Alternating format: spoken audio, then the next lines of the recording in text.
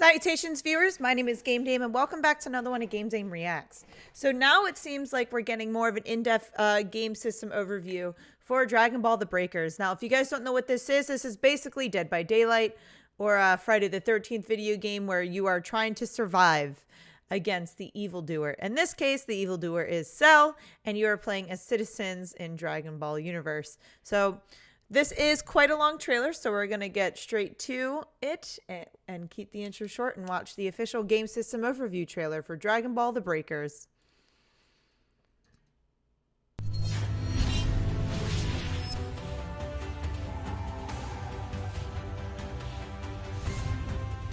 Dragon Ball: The Breakers is an online asymmetrical action game about one of the most vicious antagonists from Dragon Ball against 7 ordinary citizens without superpowers. In the game, the vicious antagonist is called a Raider, and the ordinary citizens as survivors. Survivors of this game are from a group of ordinary citizens who do not have superpowers like Goku. Survivors are sucked into a mysterious phenomenon called Temporal Seam, which is a space where all the times and places are mixed together. What awaits them there is the threatful Raider. Here we go, game overview of The it. player can choose to play as either a Raider or a Survivor. The goal of the Raider is to defeat all survivors, while the goal of the survivors is to escape the battlefield while protecting themselves from a Raider. Yep, same Survivors concept. can escape from the battlefield by activating the Super Time Machine. In order to activate the Super Time Machine, they must protect the startup system, which appears in the middle of the map for a certain amount of time. At least you can kind of fight back a little bit.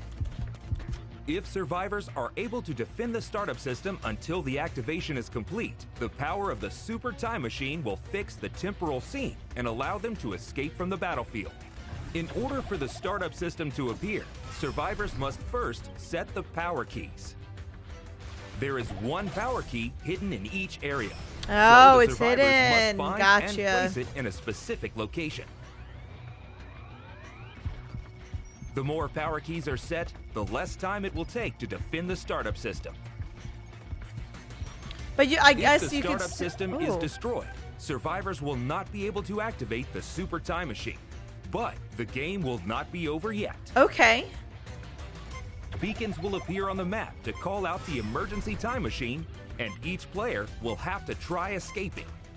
If you succeed in escaping, you will receive bonus points in the game results. However, only one time machine can be called out at a time. Survivors can choose between escaping alone or escaping together with their companions. If the Raider destroys the time machine even once, survivors will not be able to call out the time machine again. Also, if you fail to escape within the time limit, the game is over and the Raider wins. Okay, I like the different instances that they've changed it up for this. A Raider can win the game by stopping the activation of the Super Time Machine and defeating their survivors before they can escape the Temporal Seam. If Raiders can defeat all survivors, then it becomes a complete victory. Complete victory! Raider doesn't have to necessarily defeat survivors, but the more he defeats, the higher points are earned. Since decreasing the number of survivors will lead to stopping the activation of the Super Time Machine, take action efficiently. The Raider, with their overwhelming combat power, has a unique feature which allows it to evolve during the battle. For example, one of the Raiders, Cell, starts as a larva at the beginning of the game and evolves by absorbing survivors and NPC civilians. Very cute. Each time it evolves, its combat power and skills will change, turning it into an even more threatening enemy for the survivors. Yeah, we don't want that now, do The we? Raider has active and passive skills that make it a threat to survivors. Active skills can be activated at any time. There is a variety of useful skills, such as key detection, which allows one to see the aura of the survivors, and also other skills to efficiently defeat and fight with them. Passive skills are skills that are always active during the battle and have a continuous effect. There are various skills depending on the Raider, such as ways to accumulate the evolution gauge, and also actions that can be triggered at any time by specific controls. That's pretty interesting In on the addition, Raiders part. Each Raider has special attacks for each transformation form. Among them, the ultimate special attack, which can be used in the final form, has an incredible power and attack range. Cell's perfect Kamehameha hits everything in a straight line, making it a move that can be used to great effect, especially in attacking the startup system. Each time a Raider evolves, it can destroy one area of the map. Once an area is destroyed, it disappears completely, and the range where survivors can move becomes narrower, making the action more tense in the latter half of the game. That is really intense, In addition, actually. destroying an area will not demolish the power keys that have already been installed. But That's good, at destroying least. an uninstalled area will reduce the total number of keys installed, which makes the time longer to switch on the startup system. With these various skills, you can gradually drive survivors into a corner.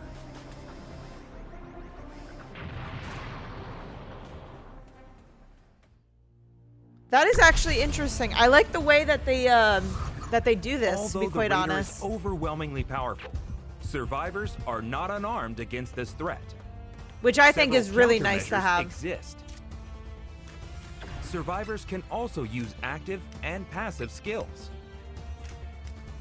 For example, the skill Saiyan Pod Remote allows you to call up and board a pod that can land anywhere on the map. However, be careful, because it takes a while to call out the pod, and also you will get damaged when the pod falls on your head. As another example, the skill Change can be used to deceive the Raider's eyes by changing into random objects on the map. However, you need to be careful as well, as it can sometimes turn into something completely unexpected. Unless you use these skills to your advantage, it will be difficult to escape the powerful Raider. I like Dragon that. Change is one of the few ways that survivors can use their power against the Raider. Survivors can equip up to 3 Transpheres, a sphere that contains the souls of super warriors. Dragon Change can be activated by collecting a certain amount of change power on the field, allowing you to fight with the power of a super warrior for a short time. However, the Raider's power is still overwhelming, so it is recommended to use it as a temporary countermeasure, or use other skills depending on the situation, such as escaping with the use of flying techniques. Oh, Transpheres can very be set good. in a spot of level 1, 2, and 3.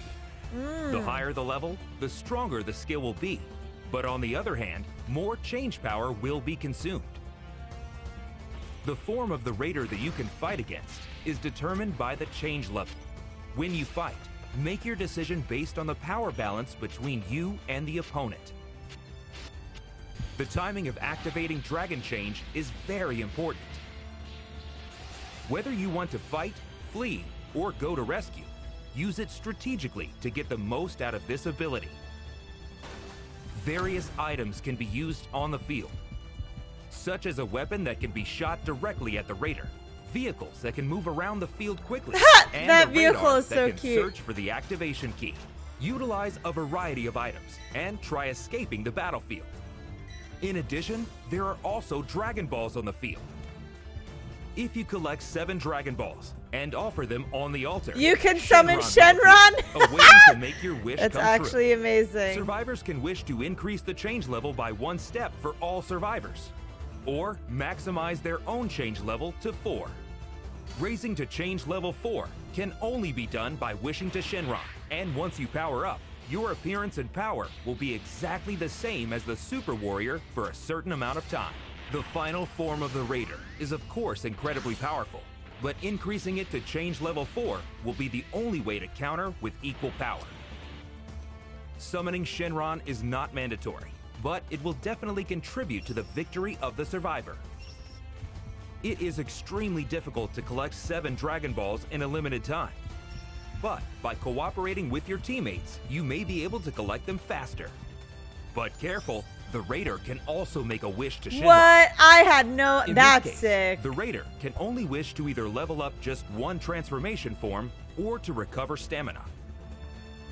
It is possible to sabotage each other until you get your wish, so don't give up your efforts until the end.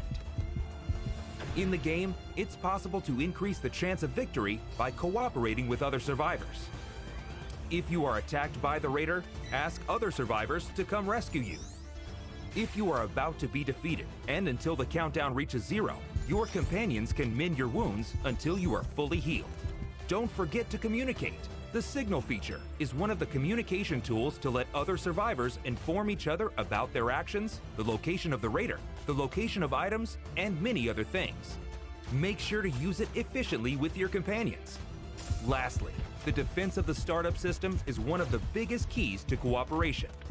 You can use Dragon Change, skills, items, or even directly operate the startup system yourself to shorten the time it takes to complete. You will have to defend the system by using all the countermeasures we have mentioned. That's pretty sick. Help your friends, cooperate with each other, and try to break out with as many survivors as possible.